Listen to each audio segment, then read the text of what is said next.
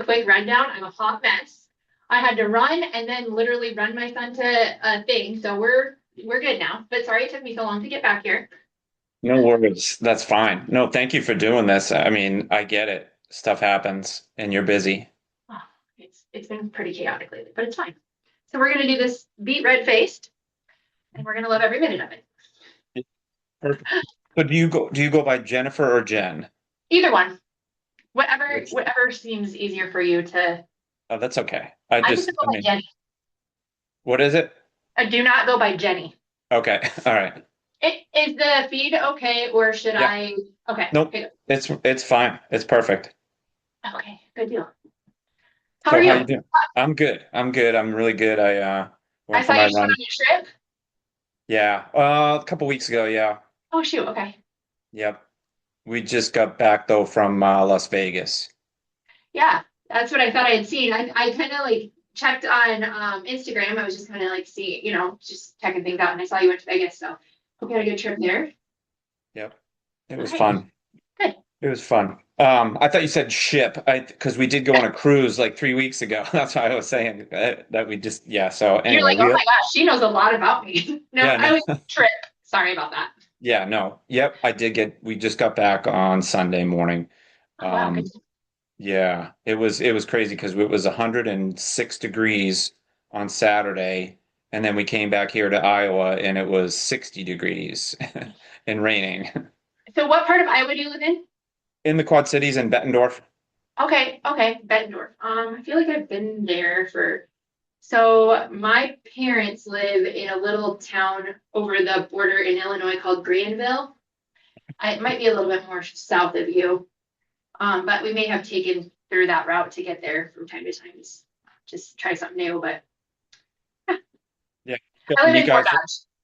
yeah, okay. And I just had to look that up because I'm not originally from Iowa. I've been in Iowa now for 15 years, but I grew up in Boston. I was a East Coast Oh, guy. Yeah, I went to school out there and everything. And so what brought you to Iowa? John Deere. Okay, cool. Yep. Cool. So that's kind of funny. My dad, he drives truck for, I believe it's XPO, and they move a Oh lot yeah. of John Deere equipment in Des Moines. Yep. I think that's a lot of what he does. So Yeah. kind of funny how like those small things, you know, like would have Yeah. never figured that, but okay. Yeah. So you probably want to talk about running. Well, yeah, I was gonna say, like, I had all this stuff in my mind, and what I usually like to do is I don't like to do a lot of research, but I've been following you, and I think what inspired me to reach out was I saw the video. I think it was, and I don't know, I'll get the show wrong, but the one that's like tagged on your top left, and it's about when you talked about was it the Peloton? Was it the biking, this Peloton on a TV show? Yeah, that was on the Today Show. And Yeah. it's actually on the treadmill. I don't have a Peloton bike. I only have a treadmill. Okay. I've thought about getting a Peloton bike. I just haven't ever jumped into it. But the treadmill was kind of. So I'll just give you a quick backstory. Yeah. Um, in 2019, I like actually know exactly the date because I there's pictures of it. I was 342 pounds, and I decided on that day because I had had some health issues. My husband has had health issues that for the sake of our two children, one at the time was a sophomore in high school and our son was 4.5. I needed to take a serious look at my health because obviously I didn't want my high schooler to be raising our young son. And I thought about that because my husband had had cancer when we were dating. After 6 months, he had found out he had stage 3 melanoma and then had a heart attack at age 41. And so, like, very serious health issues. Myself, I had gone to the doctor and was told my blood sugars were extremely high. And so, basically, I was diagnosed with type 2 diabetes. And instead of doing what a responsible adult should do, I ignored the doctor's appointments because I was so ashamed of that diagnosis. At age 37, I'm like, oh my gosh, I can't believe I've let myself get here, thinking that it was my fault, instead of being like, oh, maybe genetics have a role to play here. Maybe, like obviously I had a role to play in the fact that I had let my weight spiral out of control. And that was, something that has been an issue for me since the time I was 6 years old. I had never known what it was like to be in a quote unquote normal sized body. I hate to say that term because there is no normal, but on the flip side, being 342 pounds was not a healthy space for me to be in, considering all the other things. And so I just was like, okay, today is the day. Like, I'm not going to continue to do the things I've done in the past where I say I'm going to do this and then give up after 2 weeks. I'm just going to keep going. Even if I don't see change, even if I see no results from it, even if nothing happens, I feel better when I'm moving and focusing on health. So things started then in July of 2019. And slowly I had started walking. I had never had like major issues with covering, like a mile distance, but it took me 25 minutes to do and walking and whatnot. But I did it. I kept setting that goal for myself. Every day I would take my dog for a walk and it was like, that's me time. I would just plug in a book or music or whatever. And I went and I started really like falling in love with that. And to the point where I'm like, okay, this is part of my day now. And then the other change that I made right then and there in that 2019 period was I started drinking only water and like coffee in the morning and only water. And I had dropped some weight, like not a significant amount, but it was enough to where I was like, okay, well, what else do I need to do? Just kept slowly working towards, getting healthy and focusing on weight loss goals. And in that, 2022 rolls around, and I'm like, okay, at that point, winters get kind of wild here in Iowa, and being outside is not always convenient. And I got nervous about ice and whatnot. So I told my husband, I was like, hey, what if we look at some, El Cheapo treadmill? And we went to Walmart, found one on clearance, and it was like $150. Was nothing spectacular, but it did the job. And so I started walking on that in my basement. And randomly one day I was like, okay, I'm bored. I need to do something different. What if I just tried running? What if we just try this? And downstairs by myself, no, nothing. I wasn't even like planning on sharing this with anybody or anything at that point. I had done some vague posts on my Facebook saying I'm working on getting healthy, but that was the extent of it. I ran how do I say this, slow paced mile, and I did it consistently without quitting. Obviously I built up to a little bit of endurance with the walking that I had done, and it was not an easy thing to do, but I did it. So that kind of like got me to a point where I was like, okay, what if I just try this for 30 days and just see how much improvement happens, in that type like science experiment. Because, I needed something to kind of keep me going. And I did that. I stuck with that and did that consistently for 30 days. And I watched my pace improve from like over 20 minutes to I think the last mile that I did was like 14:20 or something like that. So a really significant improvement in pace for somebody who had never done it. I was like the kid who walked literally, no joke, had full-fledged conversations with the PE teacher when we did that presidential fitness test back in school. Like I never was a runner, never even considered it. I wouldn't run if someone was chasing me, nothing. And now, that has grown into, all of the things I never thought possible. Yeah, right. I got a couple questions. So it was 2019 when you started walking, and then Yep. you went to 2022. So like when you went from 342 in 2022 when you bought the treadmill, how much weight had you dropped since like that 3 year period? So I started running, I think I was at like 277 pounds. Okay. So it took me, so that's a funny thing. People are so different. This was one of the most frustrating things for me in this weight loss journey because overall I've lost 190 pounds. But the first 100 pounds I lost took me 3 years to do. And it was Mhm. literally, there was no medical intervention at the time. I had no idea, that metabolically I needed to go and have, some stuff done at the doctor. In fact, like I had mentioned to you, I was so ashamed of that diagnosis that I was like, I'm an intelligent person. I'm going to research this and do it on my own and lower my blood sugars by myself because they say you can do that, right? Well, you can do that to some extent with diet and exercise. And I learned that I was never able to get my blood sugars down under 100, which is still considered pre-diabetic. Even losing that 100 pounds, my blood sugar still sat at that point. And after 3 years of working hard to like basically lose 30 pounds each year, it's like, oh my gosh, I have to do this again because, everybody thinks like, oh, you lose 100 pounds, you're going to look so different. And sure, but I still like after I had done that, that's a point at which a lot of people go and have bariatric surgery. Like that's their heaviest is where I was after losing 100 pounds. And so that's when I'm like, okay, if I'm serious about being healthy, it's time for me to really like go and work with a doctor and find out what's going on. Why is this taking me so long? what am I not doing right? Because I had been food journaling for, let's see, I think I had started really focusing on food probably midway through all of this. Like it became a gradual thing. Like I said, the walking in the water were first. And then after the walking in the water, then I started focusing on the fact that food was the number one key to weight loss, not the exercise, but the exercise was number one key in keeping my head clear, Yeah. So Yep. um I had started food journaling, and I remember when I went into the doctor after that 3 year period, I finally scheduled a doctor's appointment, and she said, before I will ever work with a patient, I require them to food journal for at least a month. And I pulled my phone out and I was like, well, here's like 4 years worth of data, because it was like, Yeah. nope, been there. And she was like, okay, well, obviously you're doing this. Right. And that was the worst part always, is having to like full-fledged explain my case when I'm like, I'm doing everything you've told me to do, Yeah. Yeah. everything. And it still is taking me this long. So it's like, at that point, I want to be like, I'm very transparent about this. I started a GLP-1 medication and then lost that additional 90 pounds in 11 months. And so for me, with the blood sugar issue and with my blood sugars are consistently between 70 and 80 fasting blood sugars now. So like, that's really great for me.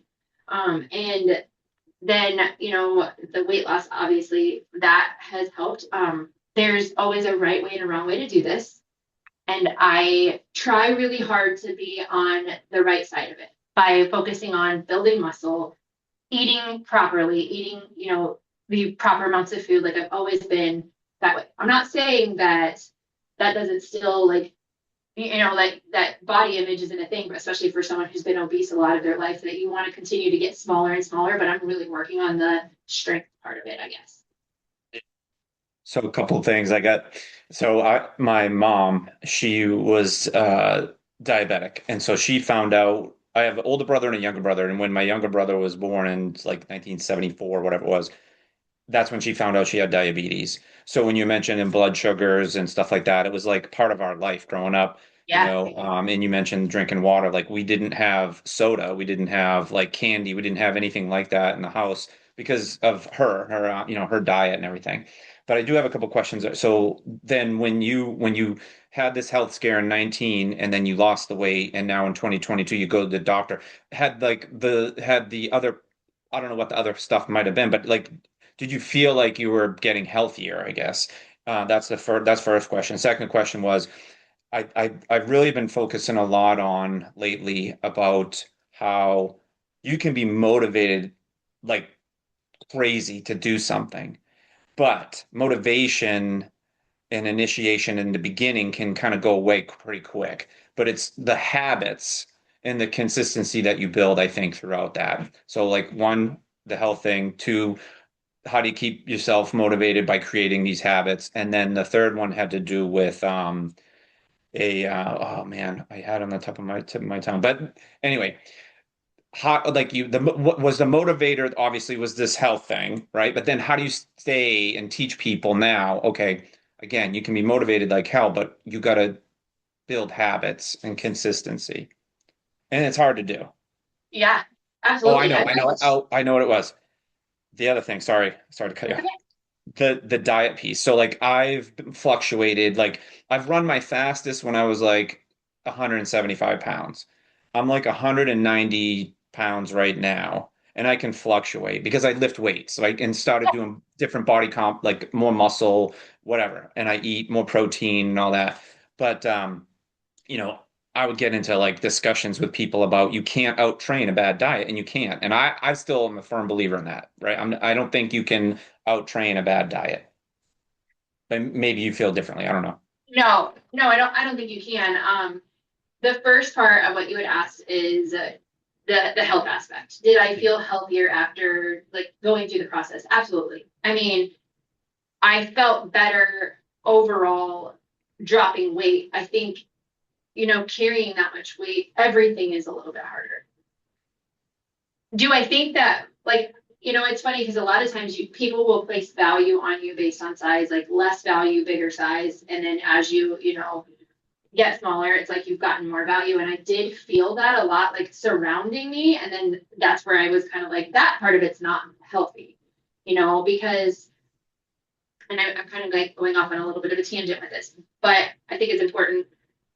I had to really focus on headspace always. I still have to focus on headspace no matter what part of this I'm doing, because it's not about anymore like what my pant size is. It's about what I can do with my family on my own, with my personal goals. And that in itself has made me healthier in all aspects, because I want to keep pushing myself into doing more for me. Like, I'm never breaking the tape, but I'm always finishing, So, like, that's my ultimate goal. Like, so if my finish this time is better than it was last time, it's a win for me always.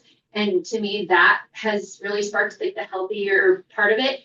Physically, yes, I felt healthier because I could do more. Like, I was pushing myself, I was getting faster, I was doing, like at this current point, my fastest mile is in 8:48, which is pretty phenomenal if you think back to where I was. Is that a fast mile? Some would argue no, but to me, that will always be something that I'm always like working toward. Now, that's my 1 mile fastest. Okay. So like Yeah. my endurance miles, obviously, as a runner, like that's not consistent for me, but I'm proud of that. And like, the health piece of it, yes.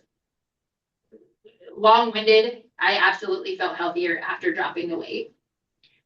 I think there's a fine line between like getting too small, because I do, I have been smaller than I am right now, and I didn't perform as well as I am performing now. So I think that part of it, when you talk about, um, like the feeling like, or outworking the bad diet part, like at that point, I was on GLP-1 medication. I'm still on GLP-1 medication. I will probably be on it for the rest of my life. But I was still like dropping the weight that I needed to drop to kind of like get to my baseline, I guess. And I hadn't fully invested in the strength training aspect. I had been like kind of scratching the surface with like Peloton workouts, but I didn't have somebody that I now have a trainer that I work with twice a week to show me exactly what to do and help me gain and to help me like push myself, because I was never lifting heavy the way I'm lifting now. Yeah. I was never like doing single arm rows with 50-pound weights. I was doing them with like 10 to 12-pound weights, realizing that that wasn't really going to show me any gains in muscle, because I didn't know. Because you never really know until you start, trying it and then digging in deeper and doing the research, all those things.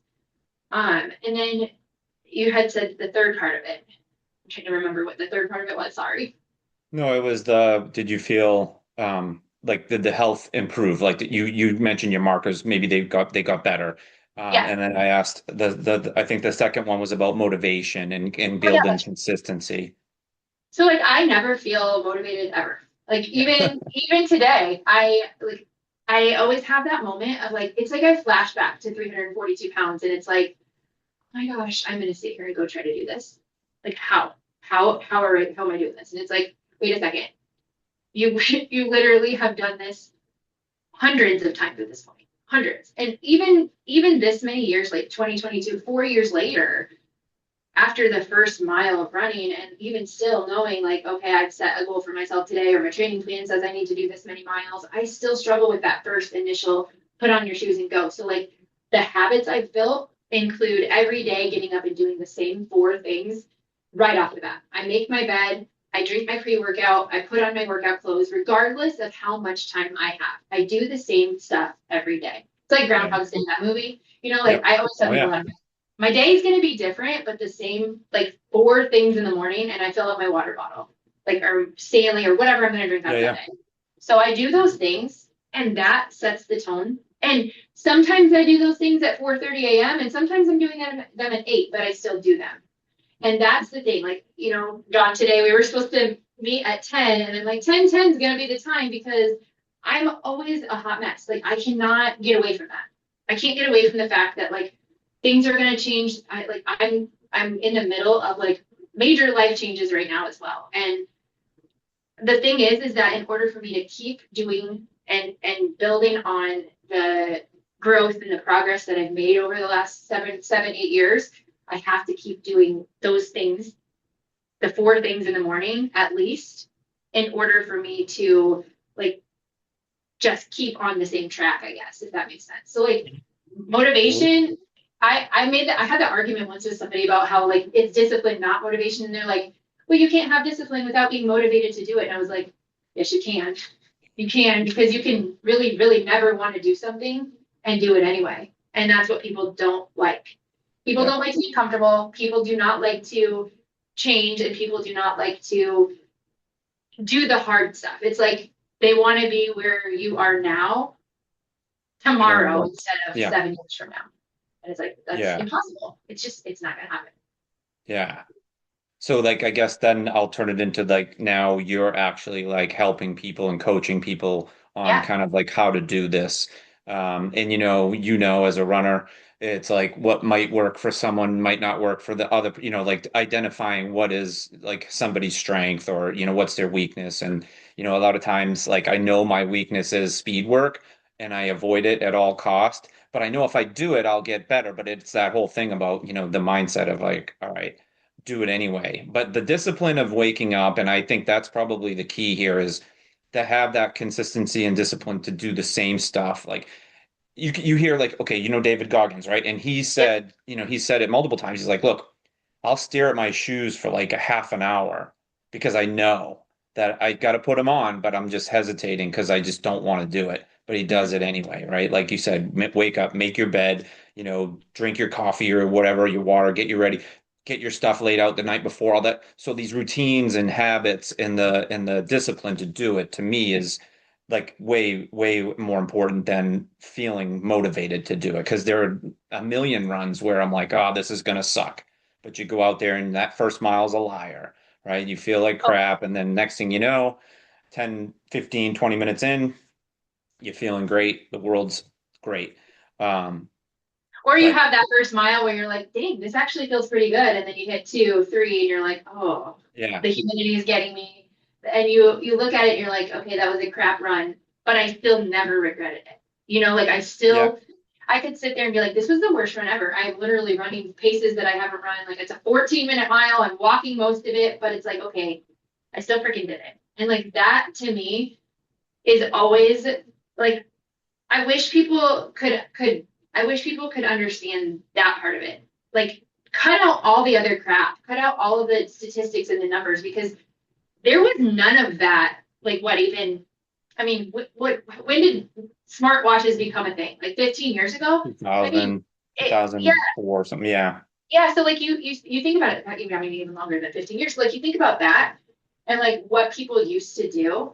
hmm And if you didn't even know, I mean, granted, you jump in your car and you drive out the distance, but if you didn't do that and you didn't even know it, would you think that a 14-minute or even a 12-minute mile or whatever your slow mile would be yeah, would even be crap if you didn't yeah, know it? No, you would be no, like, I still did it. yeah, And I think that that's the one thing that I especially try to tell beginners with, because I don't coach running, I coach habits. If my clients want to run, we'll talk about that aspect of it, but I'm not a run coach. I'm not certified to do that. I'm definitely certified with knowledge and experience on how to help you begin to do those activities. But my idea of coaching and what I help people with is establishing those habits and establishing those habits, knowing that it doesn't matter if you only go for 20 minutes every day. 20 minutes is still more than you would have done if you do nothing at all. And I think that relates to running in such a strong way because there have been many days where my intentions are to go and run for an hour and I only have 20 minutes because I stared at my shoes for that long.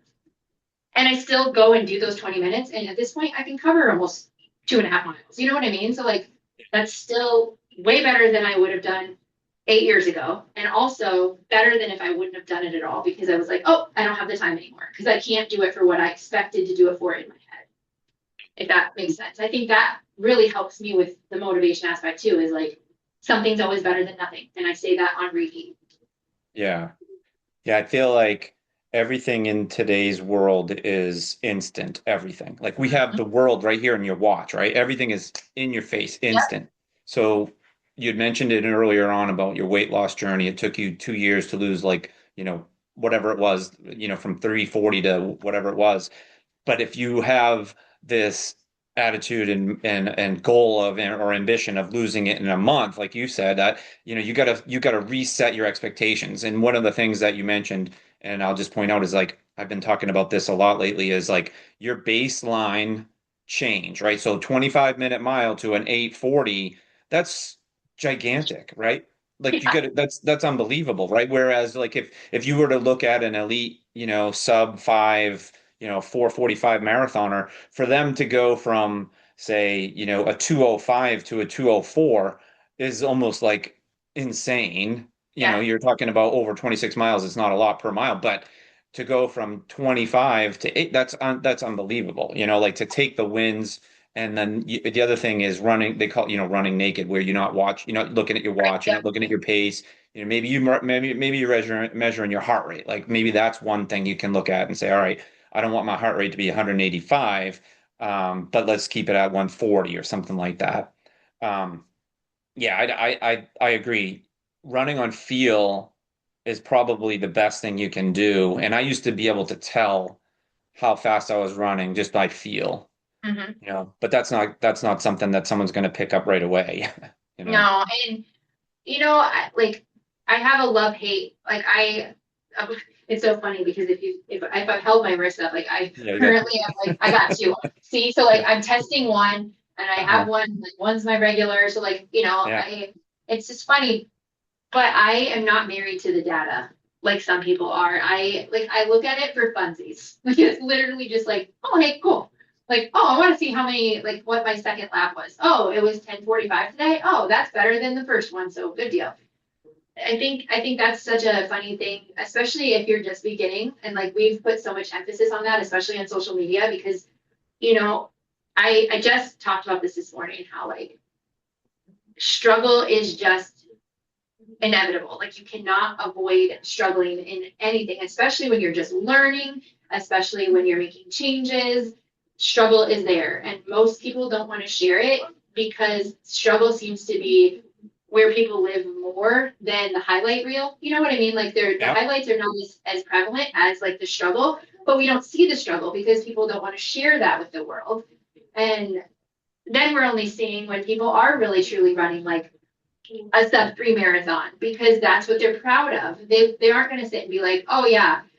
I mean, there are some people who do. I don't want to say that people don't share the truth, but most of the time we are seeing like the sub 3 marathoners sharing that because it's like, holy crap, like that's so freaking crazy and cool. And like, then we've been conditioned because so many people are sharing that highlight that that's normal. And it's like, it's not though. If you start Googling, like, what is a normal pace? It's between a 10 and a 12-minute mile for most people who run.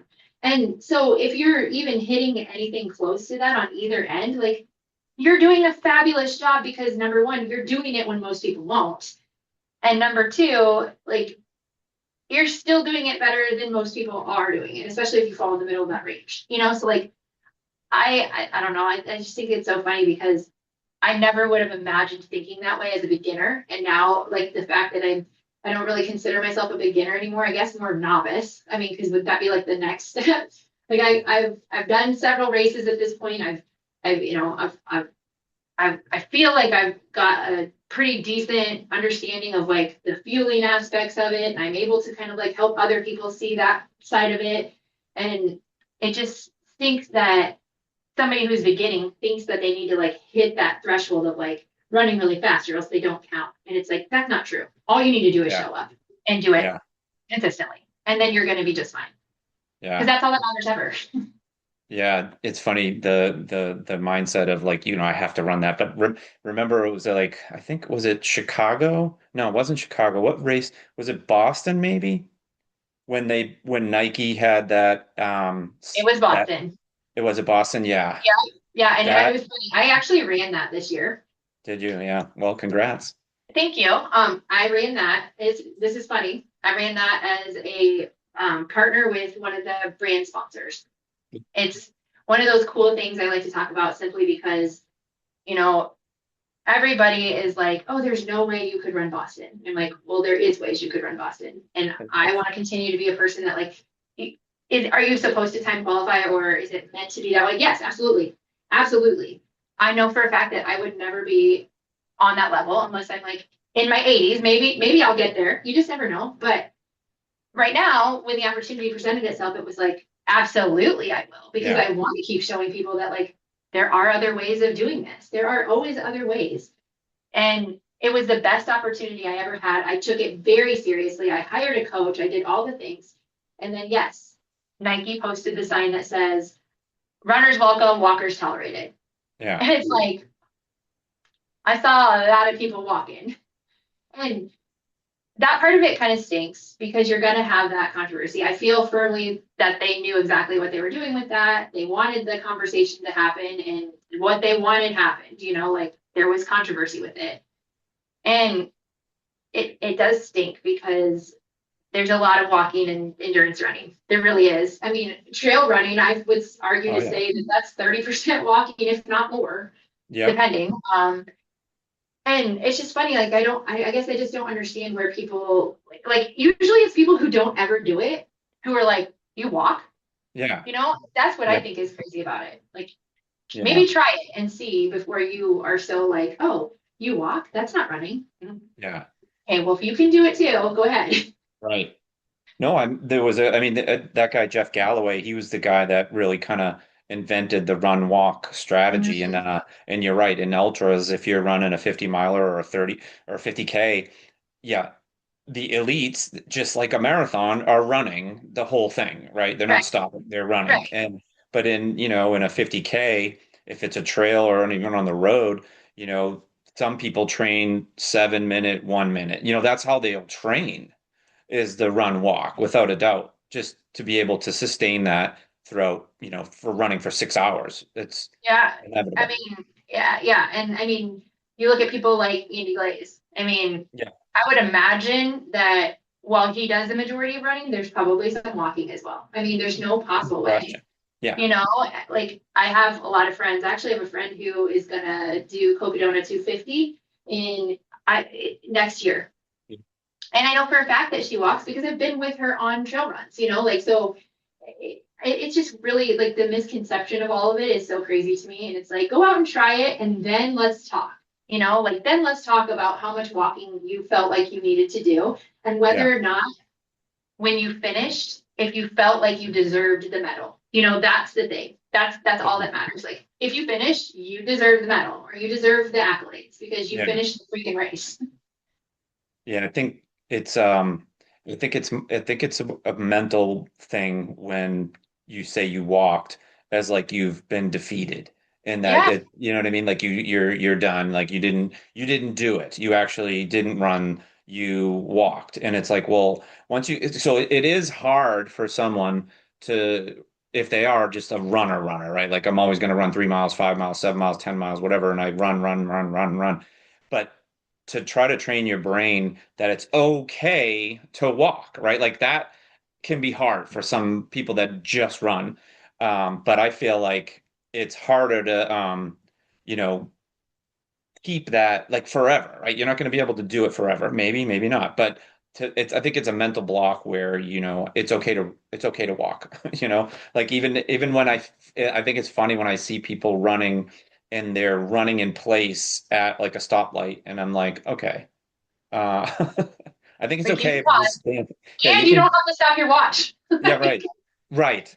Yes. Now that's the other thing. Yeah, because they're always in the data, right? You go back to the data, and it's definitely, some obsessive compulsive behaviors in running, for sure. For sure. Well, and Um, honestly, we're all doing it for that reason, I think. A lot like I think if you run and you're running long distances and you're not running just that like 2 to 5 miles just to keep fit and you're running because you like the feeling of the finish and you like the feeling of saying I accomplished that and I did that. mhm. That was me and that was hard and I did it. I think there's a little bit of crazy in everybody when it comes to Yeah. that. And like Yeah. this kind of settles that down a little. But I always kind of remind myself it's not that serious. I am doing this not to create an identity of myself because I am a lot of different people wrapped into one, a mom, a wife, a professional, all these things. But like, I do this because it's something, number one, I never imagined being able to do, especially back when I was in elementary school walking with the PE teacher and like living most of my life in an obese body and then, watching my kids grow up. Like I, well, last night I went out and attempted to play basketball with my son who is passing without looking now. And I have to like keep my eyes square on the ball and I got smacked right here in the face.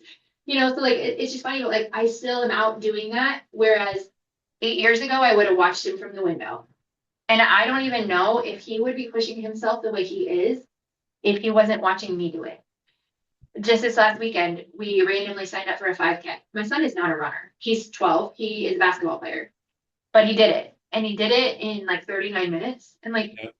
well, again, here we are thinking, oh, he's 12. Well, he's also 5'9" as a 12-year-old, is a very well-built child and like is, like it's just crazy because he did that knowing that like it was something he could do with me.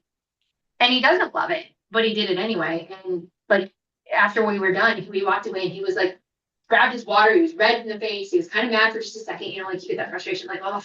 And then we walked away and he goes, you know what? I'm glad I did that. Like I can't give that to him. He gave that to himself. That feeling of like accomplishment, like, was it the best that he's ever done at a 5K? No, but this is the fourth 5K at 12 years old that he's done. I would never. Yeah, light That's years something I ahead. would never have. Yeah. Yes, like Yeah. I feel like he's there because of all these changes that I have made. And Yeah. that is my biggest reason for continuing to do all of this. And like, not only that, but with what I've shared on social media, the amount of people, women, a lot of women, especially some men as well, but like I have gotten a lot of messages from people saying, I lost 100 pounds because I saw your transformation video. I ran 3 miles today because I watched you do it. And it's like, I get kind of in this space of like, is social media really worth it for me to keep showing up here? I feel like I share a lot of the same stuff over and over again, but then when one new person sees it, it's like my impact, the impact that this has made and continuing to help other people like make themselves better is really and truly why I keep showing up there. I mean, it's that is why I continue to push into this. Not because I really care about getting all that much faster, because like just moving your body's enough. And so like the walking aspect, like it's not that serious. Yeah. So a couple things. One, I saw that he had on one day your son a Boston Celtics jersey, which is really cool. And then the second thing has to do with, as I mentioned earlier, like that baseline to the change, right? So 340 to today. Do you find, or when you're talking to clients or new clients, do you find that it was, I wouldn't say easy to lose the weight you had to lose, but do you find it harder now to stay and maintain? Like, you know what I Mm-hmm. mean? Like there's definitely, first it could be like you said, that maybe not pressure, but now you are a role model for your kids or you and now people online. And I mean, how hard is it for you to mentally kind of like maintain the diet for so long and then the exercise for so long. I mean it's hard to do, I'm guessing, and it's hard for me, it's hard for everybody, but that's I think the thing is like even though it's hard you still got to do it, right? Yeah, absolutely. It is way harder to be where I am now than it was to lose. And the other part of that is that I have learned your nutritional values have to change for what you are trying to achieve. Because, like I said, I ran Boston in April. So that story was kind of wild how that all played out. I ran a 50K in November of last year. And then I was going to put a pause on running for a little bit in the winter and just kind of assess like where it was. Cause like I was like, okay, 50K, that's a lot. Like my body needs a little break. And then I got the invitation to do this in Boston. And I was like, how can you say no to that? This is a once in a lifetime opportunity. Like you're already base trained, so might as well. And so I basically finished the 50K and then went in right into a training block for the Boston Marathon. And I wanted to make sure that I was doing it in a way that I could sustain, but also like I was so I was so intimidated by Boston. Like I was just like, oh my gosh, everybody talks about how hard it is, the hills, Yeah. how Yeah. difficult this is, you know, like Yeah. I will say that while yes, it was difficult, the hills were hard, it was a lot bigger in my head than it was when I did the Yeah. race itself. Yeah. But also, um, like I kind of lost my train of thought with this. Sorry about that. Okay. So I went right into the training block for Boston. I never really took a break, but I was also really focused on what can I do to make sure that I'm doing this in the best possible way. And part of that was fueling and making sure I was eating Yeah. a lot more calories than I would if I was trying to lose weight. So like I had to eat differently to make sure that I could cover the mileage. Now this is the second marathon that I've run. I ran the first marathon, but the first one I ran, like I don't feel like I had properly fueled because I was still like in a weight loss phase. I was at my smallest in that point, and like I was still like eating for weight loss versus eating for marathon training, and I was Mhm. learning. So like, Yeah. I learned that I didn't have the full like amount of muscle. I hadn't been strength training the way I am now. A lot of things were different then, and that's okay. Like I ended up like this was I PR'd my marathon with Boston simply because my first marathon was in Des Moines and it was like unusually hot. It was in October, but it was like 90 degrees, ridiculously hot, and I wasn't properly fueled. Um, I had been I never really experimented with like fueling while running prior to running the marathon. Like I did, but it was like scratching the surface and not learning like the proper way to fuel and like what would work better for me versus somebody else. And it's just funny because everybody must think, or I feel like a lot of people think that when you are eating for weight loss, it's going to end up being the way you are forever. And unless your goals are exactly the same forever, then your food goals will be different. Does that make sense? What I'm trying to explain? So, Like, so if I'm yeah, eating for weight loss, absolutely. I'm going to be in a deficit. Like I'm going to Yep. eat less. But Yep. if I'm eating to fuel my body for a marathon, I need to properly do that. Making Yep. valuable choices like focusing on lean proteins and good carbohydrates and like all that stuff. Learning what works and what doesn't. I did a lot of chicken and rice while I was training for the marathon, a lot of vegetables, but also pizza. I mean, I've never been a person that's like cut any like of the foods that I enjoy out because I learned it doesn't really matter what you eat for weight loss. What matters is how much of it you're consuming. And so like Yeah. if you want to have a cookie, fine, you Yeah. have one cookie, not five. Yeah. Um, but making sure that you feel good was the important part so I could get up and do long runs. Um, and so that's what's been really interesting to me. Maintaining the weight loss has been really kind of tricky because I have put on muscle and I have put on probably 10 to 15 pounds. Now, for me right now, I went back into a slight deficit. So, like, I've just reduced down calories by like 150 calories. And I'm doing that just because my clothes feel a little bit tighter and I want to feel more comfortable. And I think maybe a 5 to 7 pound weight loss will put me right where I feel good. I'm just experimenting right now. And I think if you can do that without it being triggering in your head, if you can do that without it being detrimental to you, that's important to do. I'm kind of in that space where like I'm just going to experiment with it. That being said, as a woman and somebody who's lost a large amount of weight, I have a lot of loose skin. It is still hard body image wise, and the whole dysmorphia thing is for real. I try really hard to focus more on like what can I do? What can I do? What can I do? Not how do I look in the mirror? That's not always easy to do, but I'm Yeah. working on it. Um, Yeah.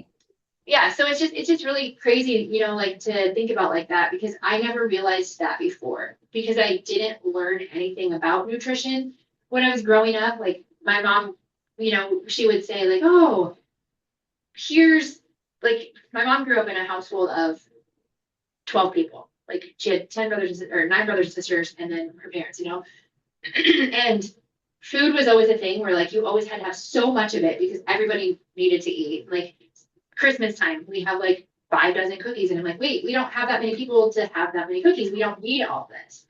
But then it was like, oh, like, do you need to have 3 cookies? Like there was a lot of contradiction, just from like I wouldn't say like I never want to throw my mom under the bus. But, like it's just like not knowing that like that contradiction could really like be harmful. And so like right now I try to focus on, hey, have the cookie, but maybe we cut an apple up and we have an apple and the cookie so that we're having a little bit of like, we're adding to it instead of taking something away, but we're adding some nutritional value to it. And then, focusing on what can we do versus how do we look, especially with a kid growing up. I'm trying really hard to be like that. I try not to let some of like that stuff that happened to me as a kid creep back up into how I'm parenting, if that makes sense. I know that kind of got off on a tangent with that, but it's No. important. Like it's all lifestyle stuff. Yeah.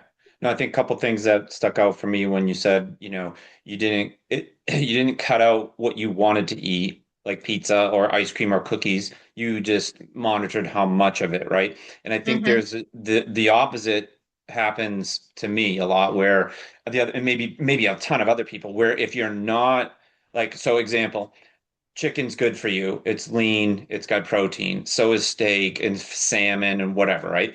But don't eat 16 ounces of chicken Yeah. or four chicken breasts because you think it's good and healthy. It is, but it's the number of calories that so like portion control, right? I mean, I'm Yes. thinking that that's the thing.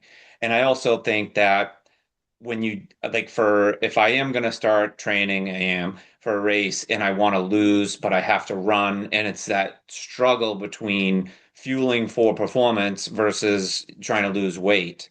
Yeah. And I stopped weighing myself and looking at it and going, oh, like I shouldn't be this heavy. I probably shouldn't because, if I'm going to run 50 miles in October, I want to be a little bit lighter.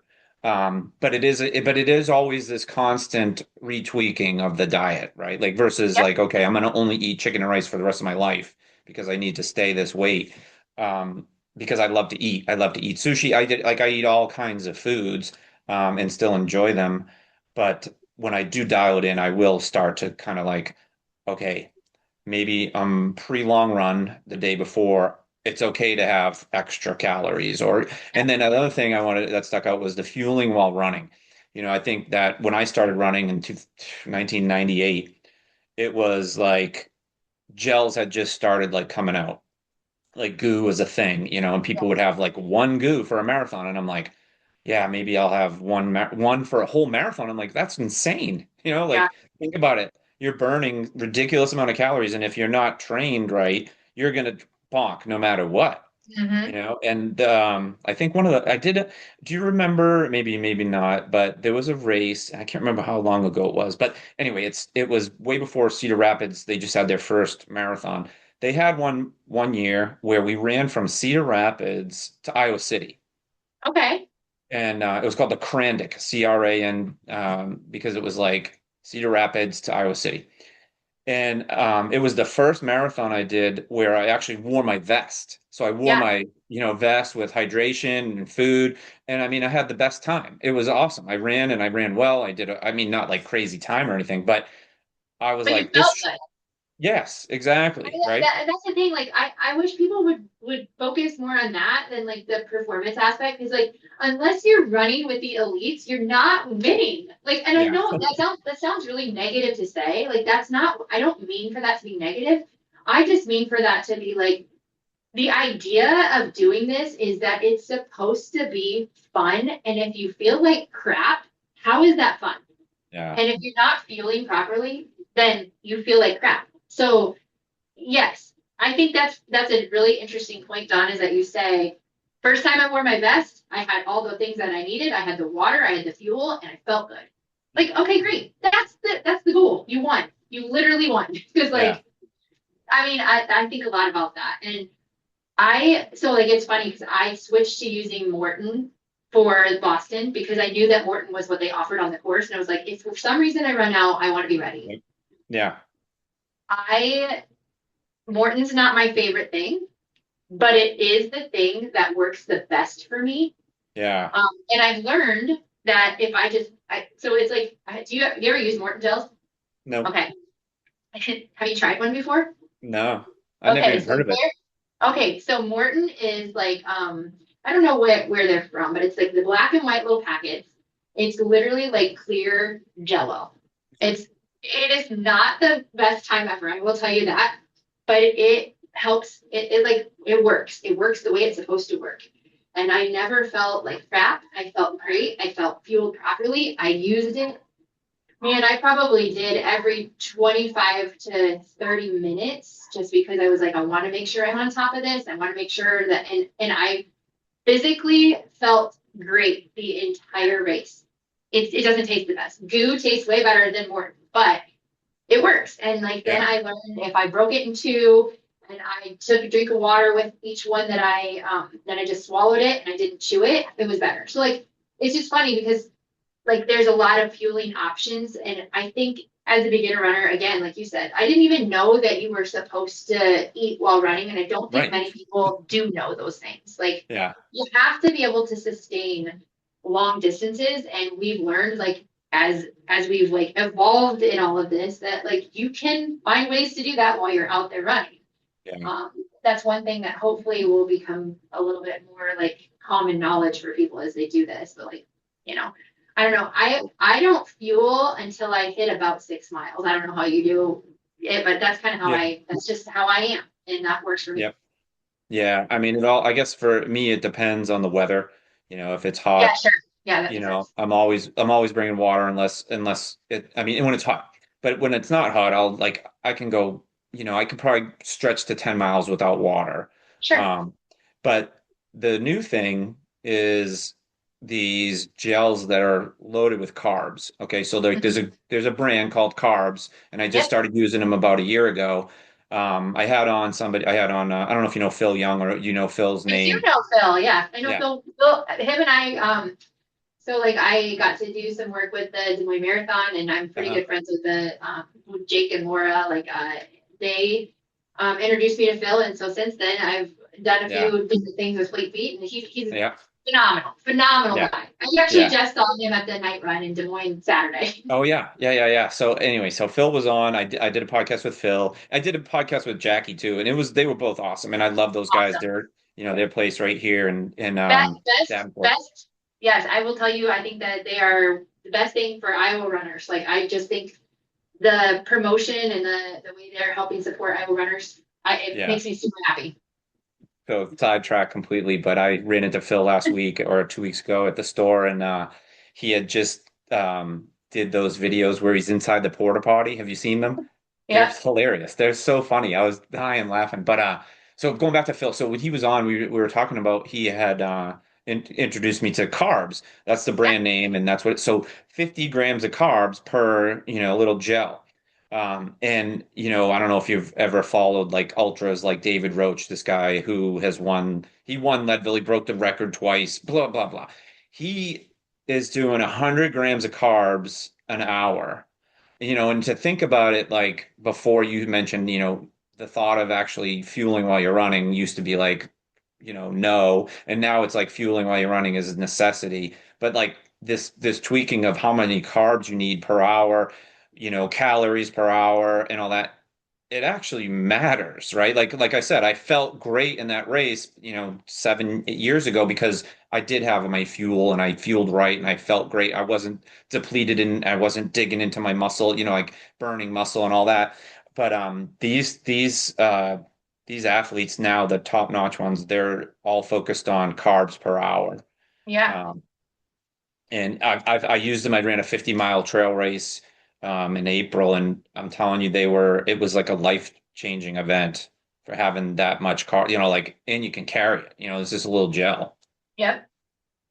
Yeah. There's so many different options, and I know that, you know, especially different places that provide that fueling are trying to, educate people to know, like, hey, it is easy to carry these things. It's so funny. I've gotten to a space where the more I run, the less I like to have on my person. So Yeah. like I used to Yeah. carry my headphone case. I no longer do. I was like, oh wait, you don't need to carry your headphone case. They work without carrying them. Yeah. Oh, okay. I've improvised into getting shorts instead of having like a belt. I have shorts that I can put my phone in my back pocket and then Yeah. I shove my gels in my side pocket so I don't have to carry all that stuff. Like that is why this kind of fuel is designed so that you can carry less and be able to still fuel yourself while running. And Yeah. then a lot of races have started offering gels on the course. So like Yeah. when people run the Des Moines Marathon, there are two, I believe, two different spots where you can actually get gels while you're running, and like those kinds of things that matters in the grand scheme of things, because then that shows you that running and the races that you're participating in, they've evolved enough to know that fueling is as equally important as the race itself, and that the idea is to feel good, not to feel like you're hitting that wall. Like nobody needs that, because there's no reason to do that when you can, have all these options to fuel properly. Yeah. Yeah, that's quickly changed too. I saw that you did Relay Iowa. Yeah, Was that your yeah, that first time? second time actually. I did it Okay, last year. second. Yep. So this has been a really wild season for me, I will tell you. I have run some form of a race, I want to say every weekend in the month of June. So like it started off with um I did the Cedar Rapids Marathon 10K. I wanted the opportunity to be able to go, like I helped create a little bit of content for that, just to like help drum up Yeah. some interest for that being the first year. So I was in Cedar Rapids for that. It was so good, so well organized. And again, that was Jake and Laura with Endurance Sports. They had coordinated that, and the city showed up in a way that I've never seen that kind of support. It was, I mean, I honestly felt like that particular race was one of the coolest races. And the Cedar Rapids, I never realized how pretty that was, like the Yeah. downtown bowl on the river. Like I don't spend a lot of time there, but I had to be there two different times that same week. And I'm like, gosh, I got to run there twice. Loved everything about that. So that was so fun. And then the following weekend was wait, I'm sorry, scratch that. I ran Dam to Des Moines May 31st, then the Cedar Rapids Marathon 10K, and then Relay Iowa. And then this past weekend, my son and I randomly the same day signed up for the night run, which was in Des Moines. And that was super cool too. So two races that had never been done before we accomplished in the month of June. Relay Iowa, I always have a good time with that. It's a group of 12 people that I have met through social media, mainly TikTok. And they come from all over the country to run this race. There's a lot of people that wish that they could be a part of the team, that they have to kind of like it's divided up. There were 11 of us running. We had 12 runners, but one gal had torn her ACL at a Spartan race before, so that she ended up coming and participating and was able to like be on the course or on the trail with us. Court, I guess I can't even say that. It's literally running on highways and roads to get from Sioux City to Dubuque. I don't know if you've ever done it. It's super fun. I think that anybody who has ever, like, I've lived in Iowa my whole life, and it's like being in different worlds, because you start in Sioux City, it's very hilly there. Yeah. So our the way it was supposed to work is we were each supposed to run a first stretch of 2 miles, like our first leg, everybody was supposed to cover 2 miles. And when it was my turn, I'm still on a highway, I'm running, and then all of a sudden we shift to gravel. And I'm like, I look at the map and it was like, wait, it looks like my car relief can't pick me up for a while. Like, Yeah. so then I turn and I'm like climbing these hills, like straight up hills on like a sandy dirt level B gravel road. I needed that. So like I was like 4.5 miles, and I'm like, okay, it's fine, it's fine. And it was actually probably the best thing for me, because I'm like, I had a lot of like climbing hills, aggression to get out. Sometimes you just need a run like that. I'm like, okay, this worked out really well. This was like supposed to be my part of this race. And then we ran in the middle of the night. I ran through Calhoun County at like 3 in the morning. It's really wild because you run nonstop. Your team divides up the mileage. It's 339 miles. And I covered, I want to say 28 miles, 27 or 28 miles of that. The downfall was that when we hit the end, I had to be finished by 1 because my niece had a dance recital in Des Moines. So it was like a 3 hour trip. So I'm like, I got to leave at 1, and they finished at like 1:11. So I didn't get to cross the finish line with them, which that was a bummer, but it was okay. Either way, it's super cool. At the end, you run through the Field of Dreams, Oh, On the okay. site. So like it's just there's like just so much there's so much to see. It's a 3 day event. It starts on a Friday morning. We started at like 5:45 Friday morning and ended on Sunday at like 1:15. So it's interesting. And I know this year they had 27 or 28 teams.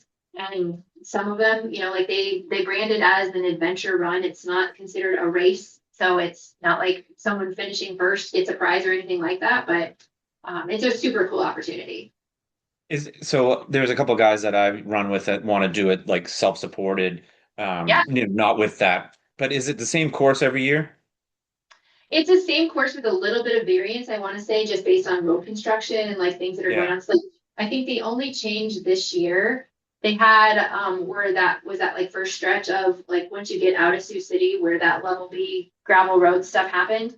But it's kind of cool because you get to run road running plus trail running plus yeah, and the map usually does go through all the same towns because they do have some pit stops for you. So like you have places to sleep and shower, which is really nice. I mean, I would say the course being the same, but similar to like what Ragbri does every year. Just not, I mean, Yeah. Ragbri is obviously a different course, but Yep. same concept. Yeah. All right. I don't want to take up all your time, but I Yeah, want to end it with a couple of things. One, what's next in terms of like running for you, and then two, maybe have you talk about how people can reach out to you, what you do for the coaching, and how you help people, and how many clients you have, and is there success stories and stuff. Maybe some stuff you can share about that part of yeah. the yeah. Um, so as far as running goes, I don't have anything on my calendar. The last thing that I had was this past weekend, and that was kind of like a random thing. And there's a local 5K I'm probably gonna run here in town. But other than that, I'm not really like setting anything in stone. I may do something in the fall, but I don't have anything set yet. Um, which is good. I need a little bit of like kind of just run for fun period, like instead of saying I'm focused on training for this race, I'm just gonna run because I enjoy it. Have you wait, But have you ever run the Bix? I have not, but I have been intrigued. Do it. I have not run the Bix, but I have heard that it's a lot of fun. That Yeah. one, does that happen in the end of July? Yeah. And that's That a 10K? Or is Nope, that a 7 miles. Well, they have two. So 7 miles? they have the quick Bix is a 2 mile, and then the Bix is 7. Okay, cool. That one that I want to say that one's pretty popular, isn't it? Like Oh that yeah, it's probably unbelievable. Yeah, you're talking about 7 miles, and you have about anywhere between 10,000 and 15,000 people. oh, that's so cool. Yeah, See, I've heard about that one and it intrigues me. So um yeah, I don't know. Yeah. maybe I'll have Phil twist your arm to come out and do it because it's fun. It's a whole little like weekend type deal, like where you come out and there's like they have like a street festival type thing. It's pretty awesome. I may have to go check that out. Yeah, Yeah. for sure. Um And as far as my clients go, I range usually I have anywhere from 20 to 30 at a time. Okay. Um, we talk about what their goals are hmm and what they want to achieve. If that's weight loss, then we set 4 habits to work toward every day. It sounds really boring, but it is boring. Yeah. Like building these habits, it's a boring thing. And I think making people understand that's a really difficult thing because again, we talked about the whole people wanting it instantly. I think as a coach, that's one of my most biggest hurdles to overcome for people is to try to tell them like, hey, there is no timeline. Like we got to take the timeline out of what you're trying to achieve. And if you're seeing my story and me telling you over and over again, like, hey, this took me 7 years because it was something I thought like I watch other people do this and it takes a year. I'm not other people, and maybe you're not other people either. I just want to make sure that people understand like, if this is a real goal, you can't sit here and say, well, I want to do this. I want to lose 40 pounds by the time that my daughter gets married in August. It's like, then I'm not the coach for you because that's not what I'm here to try to help you with. I'm here to help you establish sustainable habits that you can drop the weight, but then maintain the weight loss because that's where I'm at right now. And like if that's your goal and you want to continue to be able to live your life in a way where you can still have all the things in the right format so that you can have ice cream and pizza, but still maintain your weight loss or your weight loss goals, then we have to establish what you're going to do for habits. And then, the idea is that I meet people where they are. So, like, for example, if you're not drinking any water at all, we just add that as a goal for establishing, like, you drink 20 ounces of water every day. And then if you are drinking a lot of water, we just try to enhance that goal. Like, let's add a little bit more to it. Or if that is something that you don't struggle with, let's focus on the other three goals. And I try to keep it really simple. Like I said, a food goal, a water goal, a movement goal, and a sleep goal. And we build on those based on where you're at. And then we do regular check-ins. I do have like a calorie, like I do macros for them, and then also do like some online strength training programming. But Right. I work with a dietitian and a fitness coach that put those things together for me because I don't have those credentials. So like I went ahead and like worked with other people who do have those credentials so that I'm providing that value for people. And then I am basically just motivating and checking in regularly and kind of being like the supportive person. Like I have a gal who has been messaging me. She'll like I give my regular phone number out, and I have Yep. a gal who's messaging me every single day to let me know what she does. And like that's great for me. If that's what you need to stay accountable, then that's what I'm willing to do. I know there's not a lot of online coaches that do that. And so that was one of my things. Like I want to make sure that I'm accessible. Like, does it mean I'm going to message you back instantly? Probably not, but I will each day shoot you a message back because that means that, hey, I see what you're doing and I see that you're working really hard. And I think that's important to acknowledge. Yeah. And when you mentioned, so like I was in the business world and corporate world for a long time, and we would talk about goal setting and how like goal setting isn't just saying I want to lose 50 pounds. It's I want to lose 50 pounds by, December of 2027. Like so like when somebody says I want to lose weight and they, use you as a coach, do you give I just had another girl that does this online too. Is it like, okay, I'm going to charge this much per month? Is there like a 6 months, a 12 months, an 18 month? Like how does that mechanics work for you guys, for you? Usually it's like if you do decide to commit for a little bit longer period, we reduce the cost down per month. It Okay. just kind of depends. It basically like it's kind of established based on what you need. It can be customizable to like what a person needs. So like if they don't want like the nutrition coaching or they're like, oh, I already have a nutrition coach, then I customize it to that. I have like so here's the thing. This is just like a part-time gig for me. Like it's something that I did because I want to continue to like offer a way to help make that Mhm. impact that I talked about earlier.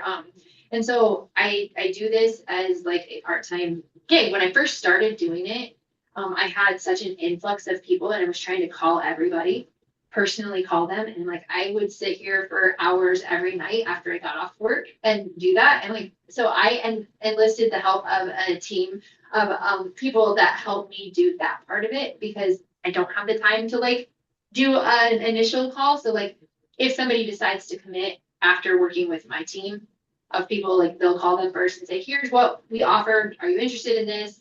Then I do an onboarding call, if that makes Got sense, it. because it's like Yep. I just didn't have the time to. I had to be flexible with what I was doing so that I could still feel like this was making a difference, but not sucking all the time that I had in the Yeah. world. And so that's one thing that happens first. And then we do an onboarding call after that. And then if you need to have a phone call once a week with me, then I'm willing to do all that just because I think it's important to know that someone's in your corner. Absolutely. Accountability. You mentioned that. All right. Last question. The watch. So you mentioned you're trying one and you have one on. So which watch do you wear and which one are you trying? I wear the Garmin Forerunner 265S, but I just learned that they are no longer going to support it. Okay. So I am wearing a Suunto watch. Oh, yeah. Testing that out and gonna create some content for them on that. So it's actually really nice. I really like it. It has a lot of similar features and the face is really clean. Yeah. So I'm kind of loving it, honestly. Yeah. So I think that I've made this comparison before. Like I know when the iPhone came out, Apple, there was the iPod and the iPhone, but it was the interface with iTunes that really kept customers, right? And it's still to this day, Apple Plus. And like to me, Garmin is the same way. Like the Garmin app, Garmin Connect, Garmin this. And like to think about trying to switch from like an Apple phone to a Samsung is similar to like Garmin to Coros or Sunto. Like I feel like that's the only thing really preventing me because like I just got this Venue X10 or X1 or whatever, and I used to be a Forerunner and all that, but it's interesting that it's the interface that kept me with Garmin. Yeah.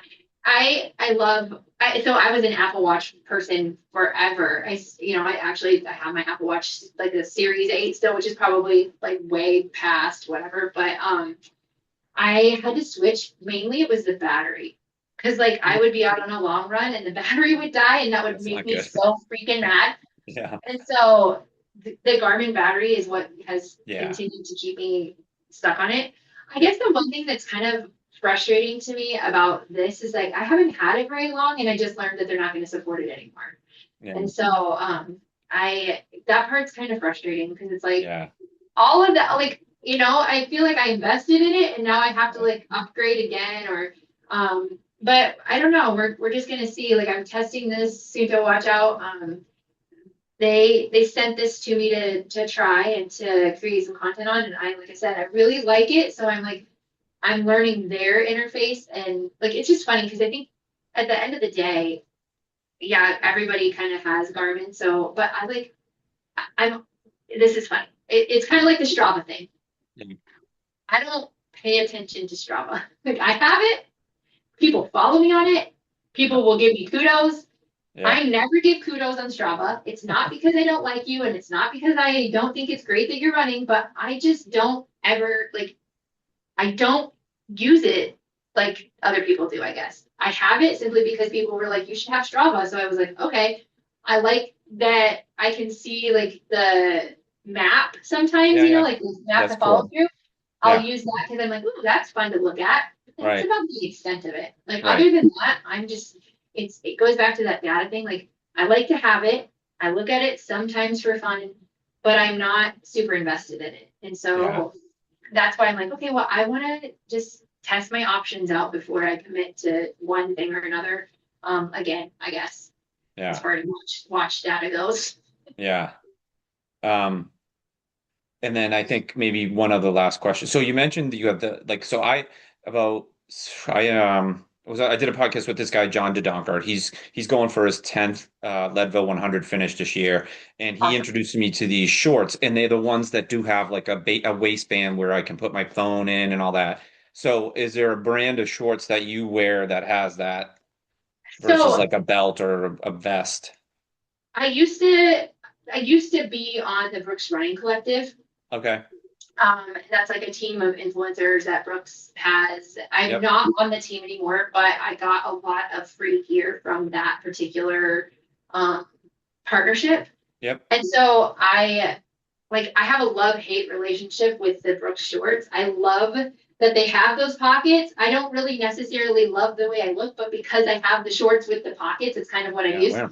I noticed that they have discontinued the pocket in the back of their like biker type shorts. So I'm kind of on the hunt. Like I I've been wearing some Lululemon shorts. I want to try the Bandit shorts, but I don't like Oh the yeah. draw. I'm very particular about stuff. I don't like the drawstring. So right now, the Brooks ones are like the old versions, but I like them, and I'm hoping that they will consider bringing back a pocket, but in the back. Like I don't. The pockets on the sides are nice. I don't like to have my phone in Yeah. my side pocket. Number No. one, it gets really like it gets like the sweat condensation Oh yeah. on the camera and then I just don't like I feel like it could slip out easier. Yeah. So I don't love that. But Yeah. it's they didn't ask me before they started Yeah. creating stuff, so Yeah. which they would have. Maybe I should give feedback like, hey, could we get Yeah. a pocket in the back again, please? Yeah. I hate when they do that. And Phil and I, Phil was on, we talked about shoes, when they update shoes. I've been running in adrenalines for, I mean, 25 years probably. Yeah. But sometimes they'll make a change, like Hoka's made changes. Every shoe's made changes, and it's like, Oh man, yeah. just stay with the version one. It was a great shoe. Why don't you bring that one back? Like the shorts you're talking about. But I don't know. I don't know if they're looking for an incremental market share or what, but if they did listen to their customers more, maybe. Well, I think it's interesting that you say that because like we could have, so one of the things that I got to do with Brooks is I got to go to Seattle and go to headquarters and see how they design and how they choose to upgrade said shoe. They actually have so many people they bring in and they actually do like a lot of like running, like different gait running, like I mean Yeah, it yeah, makes sense like how yeah. they would do that. But like the creation of the shoes that we have now have already been like produced probably like 3 to 4 years ago. It's just so funny because like what we're getting today is already is already obsolete kind of Yeah, because they've already created what's coming in the future. yeah. And they use all that data to create these shoes. Like it's so funny because I've primarily been a Brooks person like the whole time and like my shoe collection is out of this world. I've been a glycerin person, but I shifted to like when I run races to the Hyperion Oh yeah. Max Yeah, because I oh really yeah. liked the Hyperion Max too. Yep. But then the three came out and I tried it and I walked in it and I hated it. Like I was like, absolutely no, this is awful. And then I ran in it and I was like, absolutely yes, give me 5 pairs. And literally have Yeah. okay, like here, just this is how ridiculous it is. This is the My collection, God. but that doesn't include the whole bucket that I have that I'm Yeah. getting rid of. Um, anyway, the I now have like 4 pairs of the Hyperion Max 3, and I've worn those for Boston and I've worn those for a lot of the runs. But I've also dabbled in the Adidas Evos because Yeah. I did I hosted a series with Runner's World magazine and I went out to Easton, Pennsylvania and I got to talk with Jeff a lot about shoes. And he was like, well, the hands down best shoe is Adidas. And I was like, okay. And then I was like, well, let me just try it out. I don't know. Yeah. And I tried it and I was like, oh my Yeah. gosh. So now I got a couple pairs of those and I'm really like loving that shoe, which is so funny because as somebody who was like nonstop Brooks and now I shift a Yeah. little bit, it's like, wow, there's a whole world. And like Adidas is like I don't ever tell anybody what kind of shoes. This is Yeah. just my own personal preference. You got to go Yep. find out for yourself. But I do love them. I love Brooks too, but I'm trying new things every day, and I'm finding that there are so many different things that work, and I love that part of running. Like that part's fun for me. Yeah. No, I think I was thinking earlier, like it's obsessive compulsive behavior that drives you like I would only run in a certain shoe and then I tried another one. I'm like, oh my God, wait a minute. This actually feels pretty good and it works. Yeah, And now with carbon plated and max cushion and all that kind of good stuff. So I agree. Like I don't ever really give advice on what shoe, and I highly recommend going and I always t send people to Fleet Feet here to get fitted properly and make sure you're not running in the wrong shoe. But there's a lot of right shoes for people. But all right, well, I really appreciate you doing this, and yes, no no problem. worries that I again, um, you're inspiring to watch, on Instagram, and I've been following you for a while now, and I really appreciate you doing this for me. So thank you so much. And Yes, I think you should definitely consider the Bix. yeah. Well, I'm gonna put that on the list, and we'll see what transpires through the course of July because apparently Yeah, I can't seem to stay away from running. I keep telling myself take a little break, and then it's like yeah, just a couple miles won't hurt. yeah. Okay, well, have a great day. I really appreciate it. You too. Thank you so Thanks, Jen. much. Okay, Bye. see ya.